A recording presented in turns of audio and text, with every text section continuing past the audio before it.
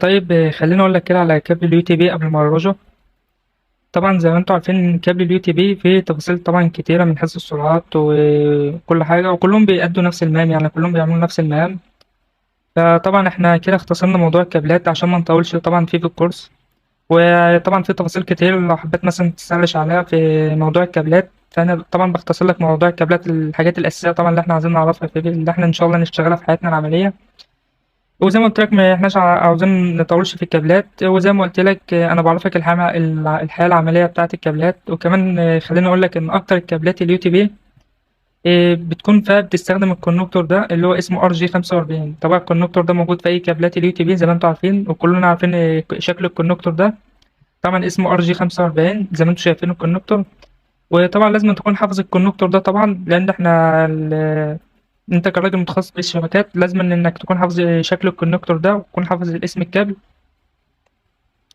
وطبعا زي ما انا قلت لك كل الكابلات اليو تي بي بتتوصل بالكونكتور ده، وكلهم بيتوصلوا بنفس الطريقه، يعني مش حاجه، مفيش كابل بيتوصل عن كابل مختلف، كلهم في اي كابل في العالم يو تي بي كلهم بيتوصلوا بالكونكتور اللي هو الار جي 45. طيب، خليني اقول لك برضك اللي في نوعين توصيلين لازم تكون عارفهم، لان ده اللي هنشتغل بيهم في الحياه العمليه طبعا. اول نوع توصيل اسمه الكروس اوفر. ايه هو الكروس اوفر ده؟ زي ما انتم شايفين ده، لو انا عندي جهازين شبه بعض، جهازين شبه بعض، مثلا وليكن سويتش بسويتش، او راوتر براوتر، او جهاز بي سي بجهاز بي سي، وعايزهم يتوصلوا ببعض، بوصلهم بكابل اسمه كروس اوفر اللي هو كابل اليو تي بي. طبعا بيبقى ليه توصيلات مختلفة، أعرفك ازاي الفرق ما بينهم، كلها فرق حاجات بسيطة، بس لازم توصلهم بكابل اسمه كروس اوفر.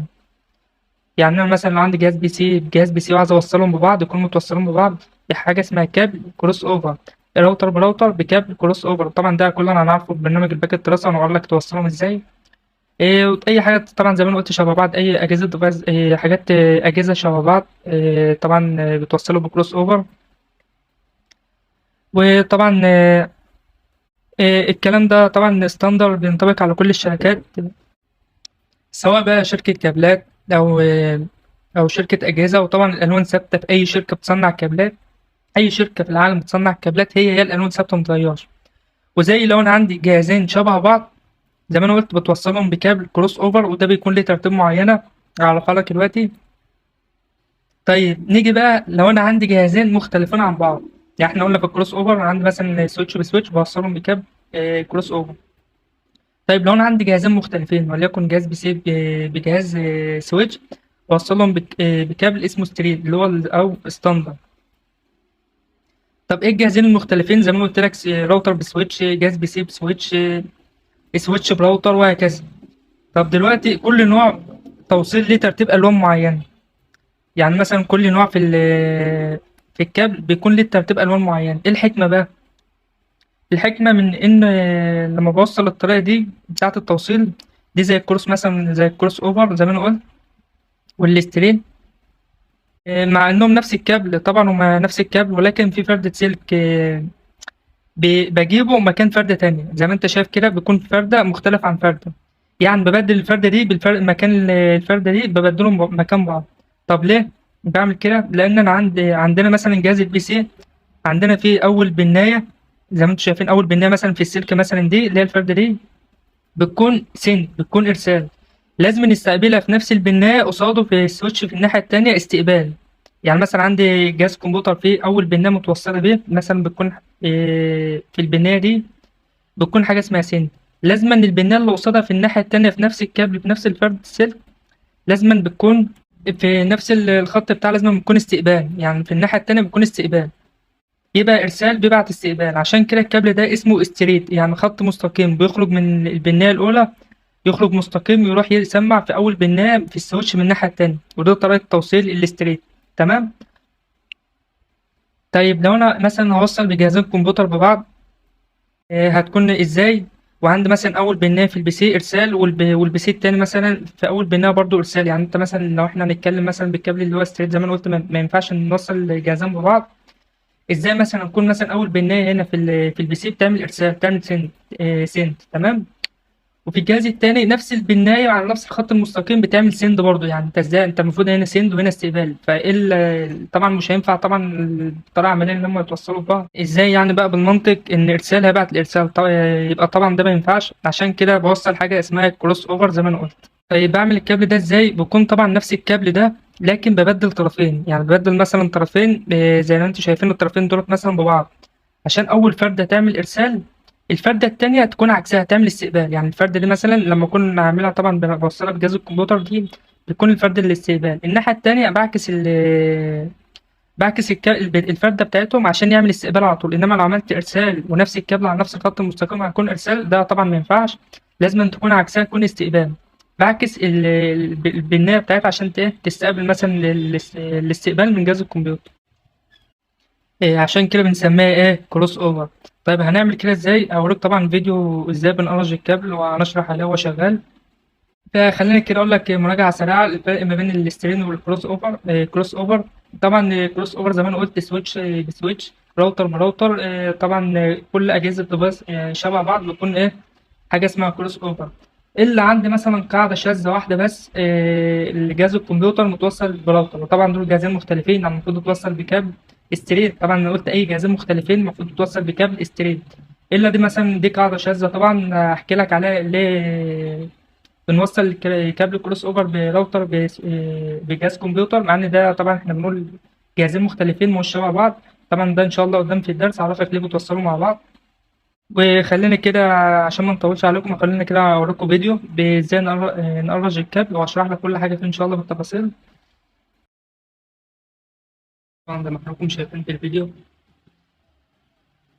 ده كابل طبعا اللي هو الكاتا 5 او الكاتا 6 عامه، كلهم شبه بعض وكلهم لما تقشرهم هتلاقيهم نفس التمن فرد. كل جزء ملفوف حوالين بعض، يعني 4 أزواج. وده طبعا الكونكتور اللي هو ار جي 45. وزي ما انا قلت الالوان دي بتاعتي دي الوان ثابته في اي كابل ما بتتغيرش. عندنا هنا فرد اورنج ملفوف حواليها ابيض اورنج وهكذا زي ما حضراتكم شايفين. طبعا الاورنج ده بيستخدم في الارسال، والاخضر ده بيستخدم في الاستقبال بس. طب ايه الفرد الابيض دي طبعا الفرد دي بيكون لتزويد السرعات بتاعت كل فرده. طبعا قلنا الفرد الاورنج دي للارسال والاخضر للاستقبال. ايه بقى الازرق والبني؟ طب خليني اقول لك كده سريعا ان الفرده البني دي طبعا لتزويد السرعه بتخلي السرعه 1 جيجا. اما الفرده الازرق دي فده طبعا بتاع الباور موجب او سالب. وده شكل طبعا الكابل لما بنقشره. طيب ندخل كده على عمليه التوصيل. طبعا طريقه التوصيل دي ستاندر هتكون لجهازين مختلفين زي ما انا كنت قايل. وطبعا هتلاقي الفيديو زي ما حضراتكم شايفين بيجيب لي الحاجات اللي احنا هنستخدمها. في عندي ده الكفر بتاع الكونكتور عشان يجي الكونكتور يحمي الكونكتور من أي كسر أو أي ضرر عامة يعني. وده الأفضل إن المفروض يكون في كفر للكونكتور عشان ما يتكسرش لو وقع ممكن حد يدوس عليه وكده. نيجي بقى دي اسمها الكريبنج أو فيما معناه الاسم اللي بنسميها القراجة طبعا. دي اللي فيه الجزء اللي بيقشر الكابل واللي بيقطع خالص، وده الجزء اللي بتوصل بيه الكونكتور أو الار جي 45. عشان تقرج الكابل وتغرز السنين فيه يبقى الكابل اتوصل. وده اللي بيكون التستر عشان نستخدمه في النهاية عشان تست الكابل من الطرفين. ونعرف هما شايفين بعض ولا لأ. وده طبعا القلم ملوش أي لازمة جايبينه كده دلع وهنشوف هيستخدموه في ايه. وزي ما انتم شايفين ده هيركب الكفر الأول عشان يغطي زي ما احنا قلنا بيغطي الكونكتور ويحميها. طبعا هنا بيجيب لي القراجة عشان يقشر الكابل اللي هو العزل الخارجي.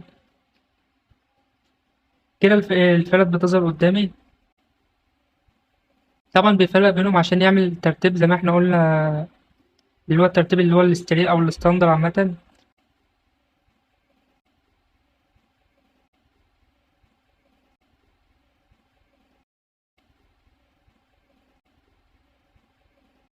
عندي هنا زي ما انتم شايفين ترتيب الالوان دي زي ما هي وتتحفظ. طبعا لازم تحفظ ترتيب الالوان دي بتاع الستاندرد.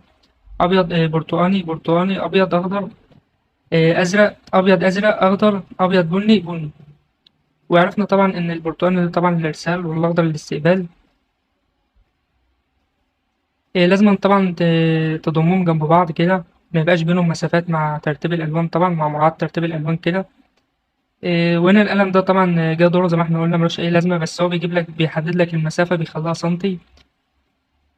وطبعا انت زي ما احنا قلنا القلم ملوش لازمة، انت بتعين يعني يعتبر بتعين بالنظر كده، يعني على مسافة سنتي كده بتعينها بالنظر. وبعد كده بتقطع بالتساوي، ما يبقاش في فردة طالعة وفردة نازلة كده، تكون الفرد في صف واحد متساويين جنب بعض. وطبعا بندخلهم في الكونكتور اللي هو الار جي، اللي هو الار جي 45 مع ترتيب الألوان طبعا.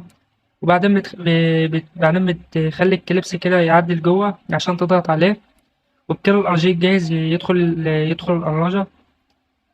وبعد كده بنضغط طبعا عليه لحد ما نسمع صوت تكة كده، وتلاقي الكابل اتقرج. ده معناه طبعا زي ما انتم شايفين. وبعد كده لما الكابل طبعا اتقرج احنا كده يعتبر جاهز. بعد كده بيركب الكفر بتاعه عشان الحماية زي ما انا قلت، الكفر اللي بيحمي الكابل. وكده هيكون الكابل جاهز. طبعا في حاجة بنجيبه هي التستر عشان نشوف هو شغال كويس ولا لأ. التستر ده بيجي له جزئين. كل جزء لطرف أو أي تستر عبارة عن طبعا عن ليد.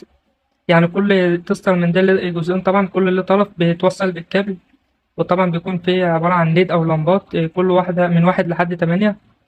وكل طرف ليه لمبات زي ما أنا قلت من 1 لحد 8. المفروض لو الكابل سليم أول ما أشغل زرار التستر، المفروض لمبة رقم 1 هنا تنور، ورقم 1 برضك هنا تنور، وهكذا. وأنت طالع طبعا لكل رقم 2 وهكذا. ده طبعا لو الكابل طلع سليم. وطبعا زي ما حضراتكم شايفين كده الكابل سليم مفيش أي مشاكل. بس خلي بالك ده كابل ستريت زي ما أنا قلت، اللي هو الكابل ستريت زي اللي هو ستاندر. طبعا ده إنه يصلح فقط للأجهزة اللي هي المختلفة زي البي سي والسويتش، زي ما أنا كنت شارح الفرق بين الكروس أوفر والستريت. طبعا ده زي ما أنا قلت ده الكابل الستريت اللي يكون الألوان طبعا متشابهة جنب بعض.